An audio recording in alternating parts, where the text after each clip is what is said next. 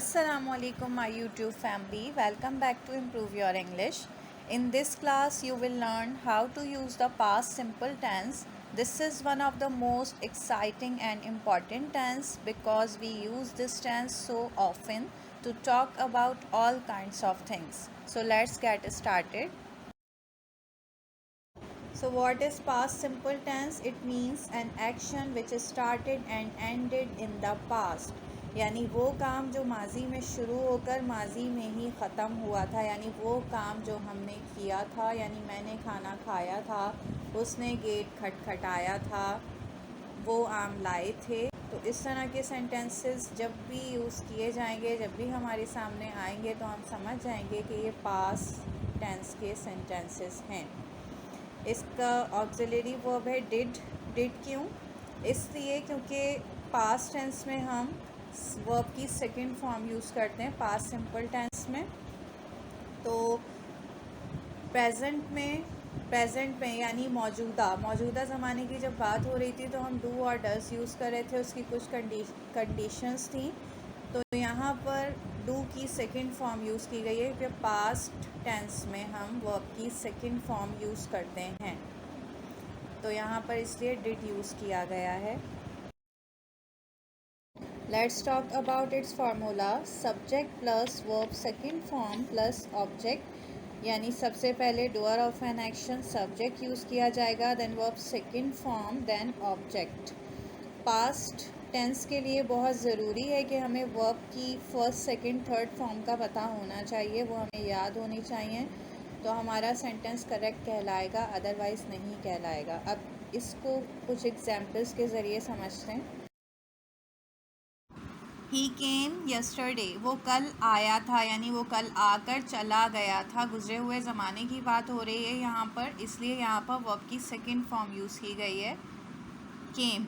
कम की second form केम। अगर यहाँ पर हम कम यूज़ करते तो हमारा सेंटेंस करेक्ट नहीं कहलाता, क्योंकि हम पास्ट सिंपल में वर्ब की सेकंड फॉर्म का यूज़ करते हैं। Second example is Sana went to the park yesterday. Sana कल पार्क गई थी, यानी सना कल पार्क गई थी और फिर वापस आ गई थी। गुजरे हुए ज़माने की बात हो रही है, से यहाँ पर गो मीन्स होता है जाना और वेंट मीन्स होता है गई, तो इसलिए यहाँ पर गो की सेकंड फॉर्म यूज़ की गई है वेंट। अगर हम यहाँ गो यूज़ कर देते तो फिर हमारा सेंटेंस करेक्ट नहीं कहलाता।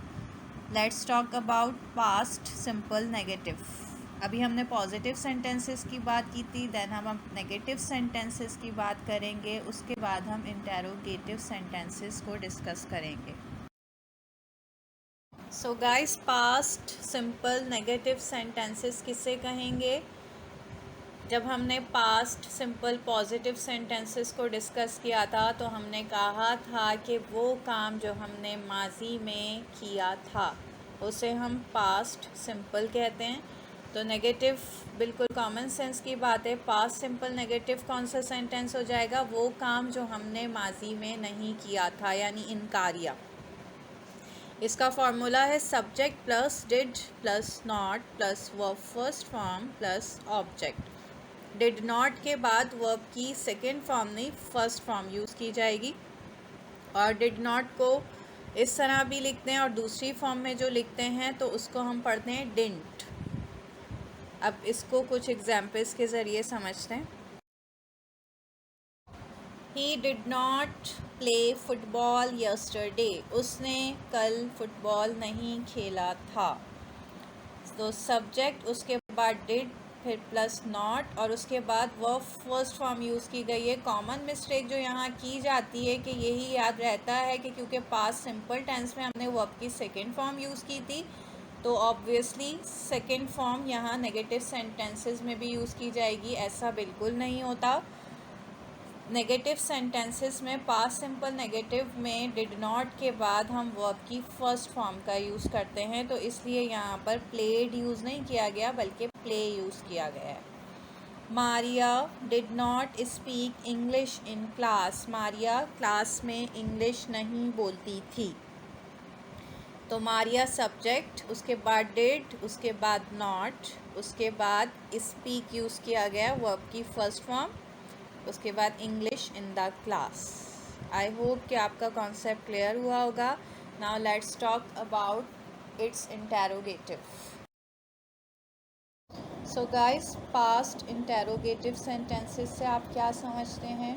ऑब्वियसली जब हमने पास्ट सिंपल पॉजिटिव सेंटेंसेस को डिस्कस किया तब हमने कहा वो काम जो हमने किया था, माजी में किया था. जब हमने नेगेटिव सेंटेंसेस को डिस्कस किया तब हमने कहा वो काम जो हमने माजी में नहीं किया था. तो कॉमन सेंस की बात है कि इंटेरोगेटिव यानी सवालिया जुमले से क्या समझ में आ रहा है, क्या वो काम हमने किया था. लेकिन यहाँ पर सवालिया जुमलों की कैटेगरीज़ होंगी दो. कौन कौन सी? जब हमें यस और नो में आंसर चाहिए होगा तब हम सिर्फ हेल्पिंग वर्ब यूज़ करके क्वेश्चन मेकिंग करेंगे. लेकिन जब हमें आंसर ब्रीफली चाहिए होगा तब हम WH वर्ड्स का यूज़ करके क्वेश्चन मेकिंग करेंगे. तो इसलिए यहाँ पर आज मैं आपको 2 फार्मूलाज इंट्रोड्यूस करवाऊँगी. इसके बारे में ऑलरेडी मैं अपने प्रेजेंट सिंपल के लेक्चर में ब्रीफली बता चुकी हूँ. तो फार्मूला होगा यहाँ पर जब हम हेल्पिंग वर्ब का यूज़ करेंगे, क्योंकि पास्ट टेंस का हेल्पिंग वर्ब है यहाँ पर डिड.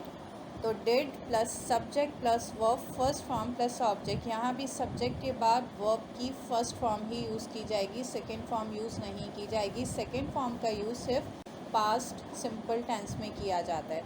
इसी तरह जब हमें ब्रीफली आंसर चाहिए होगा तब हम WH वर्ड्स का यूज़ करेंगे. WH वर्ड्स, उसके बाद हेल्पिंग वर्ब यूज़ किया जाएगा, then subject would be added, then verb first form, then object. इसको इस तरह से समझिए जैसे कि मैंने एक बात की, मुझसे कोई पूछ रहा है आप वहाँ गई थी. फिर अगर इनकारिया जुमले की बात की जाए यानी नेगेटिव सेंटेंसेस की, तो हम कहेंगे आप वहाँ नहीं गई थी. अब जब इसका सवालिया, अब सवालिया 2 कैटेगरीज़ किस तरह होंगी इसकी.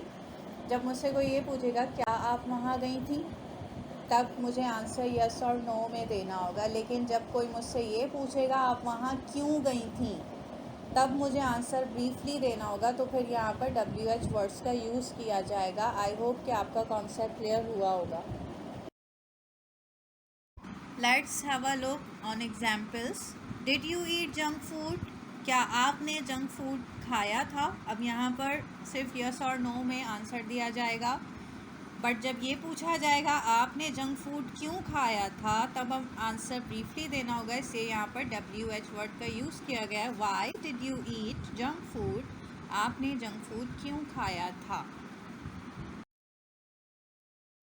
That's all from my side. I hope you enjoyed this video. Thanks for watching my lecture, and if you like it, kindly subscribe to my channel by clicking the subscribe button. I will see you in the next lesson. Until keep practicing, keep growing. Take care and goodbye.